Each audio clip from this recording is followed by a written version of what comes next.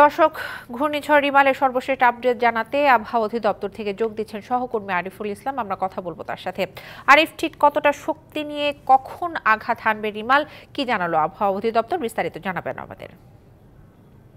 দেখুন দিশা, পূর্বের সংবাদগুলোতে আমি যেটা জানিয়েছিলাম বা আবহাওয়া অফিস কিছুক্ষণ আগে কিন্তু সংবাদ সম্মেলন করেছে, সেখানে বলা হয়েছে বা তারা জানিয়েছে আমাদেরকে যে দুপুর ৩টার পর এর অগ্রভাগের যে প্রভাব সেটা কিন্তু বিরাজ করবে উপকূল অঞ্চলগুলোতে। এর মধ্যে যেটা হচ্ছে সন্ধ্যা থেকে মধ্যরাত, বিশেষ করে মধ্যরাতটাই তারা বেছে নিয়েছে। মধ্যরাতে এই মূল যে কেন্দ্র সেটি কিন্তু আঘাত হানতে পারে, যেটা হচ্ছে খেপুপাড়ায়, পটুয়াখালীর।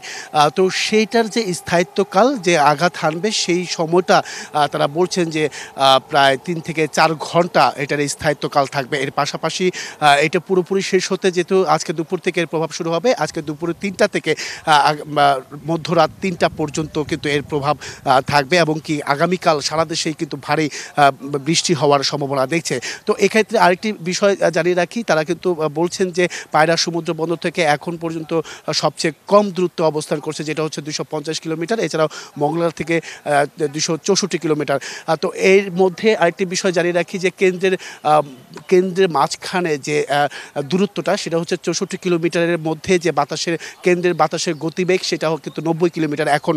আর সেক্ষেত্রে 10 কিলোমিটার গতিবেগে আগাচ্ছে উপকূলের দিকে। সেটা হয়তো বা ঘন্টায় বা আধা ঘন্টা পর পর সেই আপডেটটা বা নতুন যে তথ্য সেটা কিন্তু জানানোর চেষ্টা করবে আবহাওয়া অফিস। তারা বলছেন যে প্রতিনিয়তই এর গতিবেগ পরিবর্তন হচ্ছে। আর আরেকটি বিষয় জানিয়েছেন তারা, সেটা হচ্ছে যে গতিবেগ যত কম হবে, যেমনটা হচ্ছে গতকালকে রাত্রে 16 থেকে 17 কিলোমিটার গতিবেগে উপকূলের দিকে এগিয়ে আসছিল, সেটা কিন্তু কমে 10 কিলোমিটার। তো প্রশ্ন করা হয়েছিল যে আসলে গতিবেগটা যখন কম হবে তখন কি শক্তি সঞ্চয়টা কি আরও বেশি করবে কিনা।